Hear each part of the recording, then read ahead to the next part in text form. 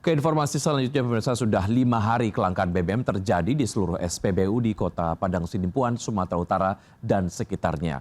Antrian panjang hingga 2 km memaksa warga antri 5 hingga 6 jam pada siang dan malam hari.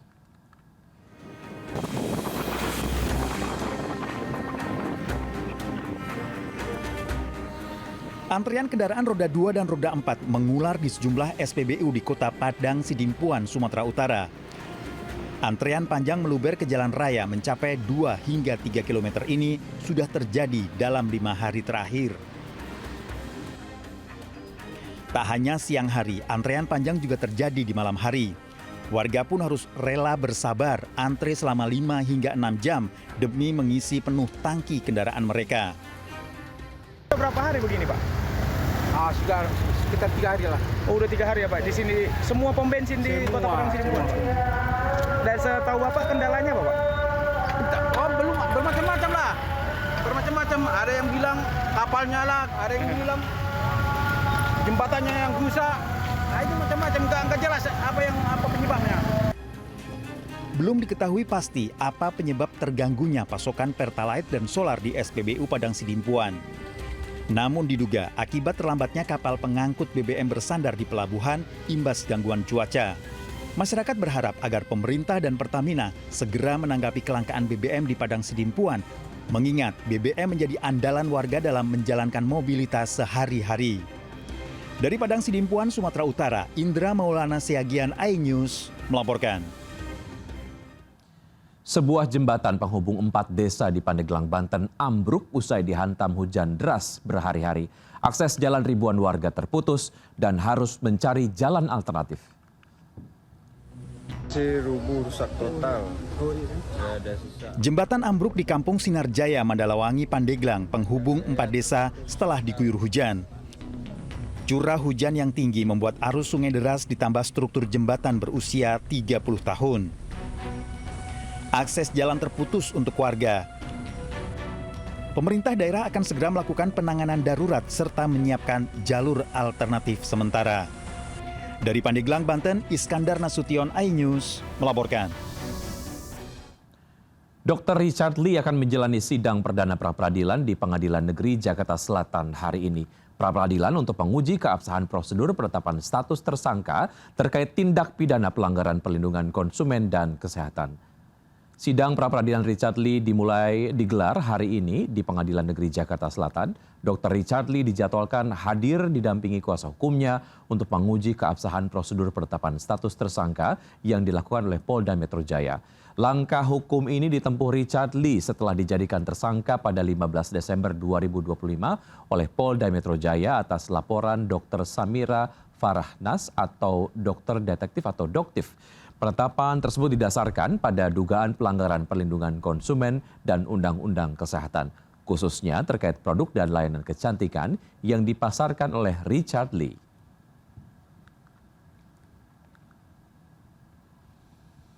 Pemirsa, lansia berusia 60 tahun ke atas punya kesempatan gratis naik transportasi umum di Jakarta.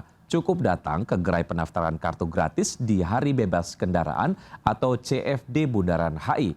Dan berikut adalah laporan Hadisti Arifa.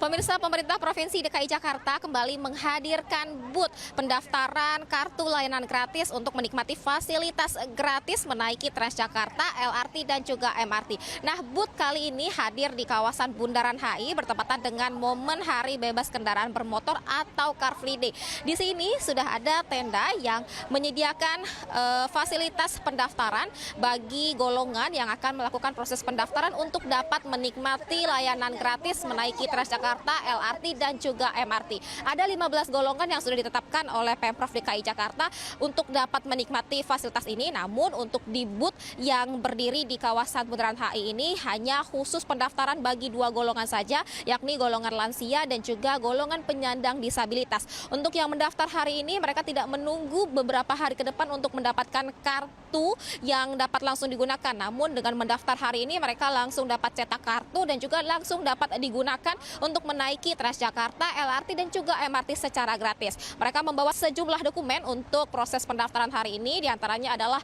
berupa soft copy KTP DKI Jakarta, kemudian juga pas foto hingga surat keterangan penyandang disabilitas bagi penyandang disabilitas. Nah, untuk golongan lain ini tidak perlu khawatir karena proses pendaftaran kartu layanan gratis ini juga dapat dilakukan di tempat lainnya atau di website resmi klg.transjakarta.co.id atau secara langsung mendatangi Bank Jakarta dengan membawa sejumlah dokumen pendukung sesuai dengan golongan Anda yang sudah ditetapkan oleh Pemprov DKI Jakarta. Nah, kalau untuk booth yang di Bundaran HI ini memang secara berlanjut akan terus hadir pada momen Car Free Day ke depannya hingga 15 Februari mendatang dengan kapasitas setiap dibuka 150 kartu bagi peserta yang akan mendaftar. Dari Jakarta, Hadisti Arifah, Fihir Fauziah, iNews melaporkan. Pemirsa, saat tengah berziarah ke makam suaminya, motor emak-emak hilang dibawa kabur pencuri. Informasi tersebut akan kami rangkum dalam Seputar Kriminal berikut ini.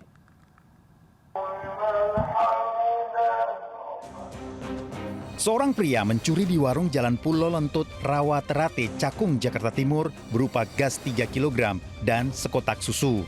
Warung sedang ditinggal sholat maghrib dan pelaku berpura-pura belanja. Korban sudah 3 kali mengalami pencurian. Dini hari, pencurian burung oleh seorang pria terjadi di Jalan Pelamongan Permai Raya, Pedurungan Kidul, Semarang. Pelaku jatuh dan membentur tanggul selokan dan burung terbang. Pelaku diduga mengalami luka di bagian dada, sementara burung telah kembali ke rumah. Seorang ibu rumah tangga bersama anaknya meminta tolong pada pria di tempat pemakaman umum Jalan Samratulangi, Kedaton, Bandar Lampung, Lampung untuk membantu memarkir sepeda motor. Namun, motor justru dibawa kabur pelaku. Korban berteriak minta tolong dan mengejar pelaku, namun gagal. Tim Liputan iNews melaporkan. Kapal penumpang tenggelam diterjang ombak besar, puluhan penumpang termasuk anak-anak bertaruh nyawa berenang ke tepi pantai. Usai jeda berikut, tetap bersama kami.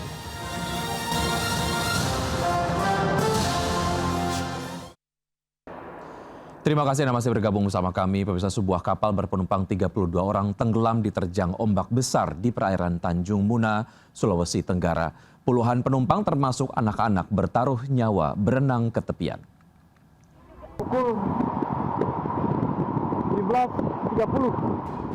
Penumpang kapal KM Maligano Star terjun ke perairan Tanjung Pohorua, Mina. Kapal diterjang ombak tinggi akibat cuaca sehingga tenggelam. 32 penumpang, terdapat 5 anak-anak harus berenang ke pantai. Para korban dievakuasi warga dengan kapal lain. Para korban dibawa ke puskesmas untuk mendapat perawatan. Kapal bertolak dari pelabuhan rakyat Laino menuju pelabuhan Maligano dihantam ombak, mesin mati. Depan masuk terus di belakang, sehingga tidak bisa air tidak bisa ditimba, tidak bisa dipompa airnya, akhirnya air masuk terus. Kapal dan muatannya termasuk 8 unit sepeda motor karam ke dasar laut. Dari Kabupaten Muna, Sulawesi Tenggara, Andi Eba, iNews melaporkan. Akses internet cepat dan stabil menjadi kebutuhan masyarakat saat ini dalam era digital yang semakin pesat. Layanan jaringan 5G pun kini menjadi andalan penyedia jaringan dan merata di berbagai kota di Indonesia.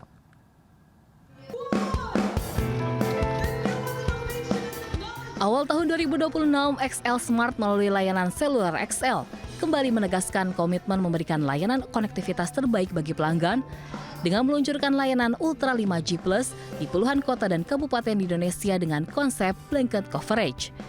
Dengan kecepatan 500 megabit per detik, XL Ultra 5G menjadi salah satu jaringan 5G tercepat di Indonesia. Keunggulan jaringan ini dibuktikan melalui hasil pengujian Ookla dari ratusan juta pengguna. Hasilnya, XL Smart dinyatakan unggul dibandingkan operator lain di Indonesia. Hal ini terlihat dari kecepatan unduh, unggah, serta tingkat latensi pada data Februari 2025. I think Indonesia is more than ready for the 5G. Currently the 5G is very patchy, different cities. So one thing which we're trying to do is across many cities, as I said, eventually 88 cities will have a 5G which is a blanket coverage. It's not one area you have 5G, the other area you do not have.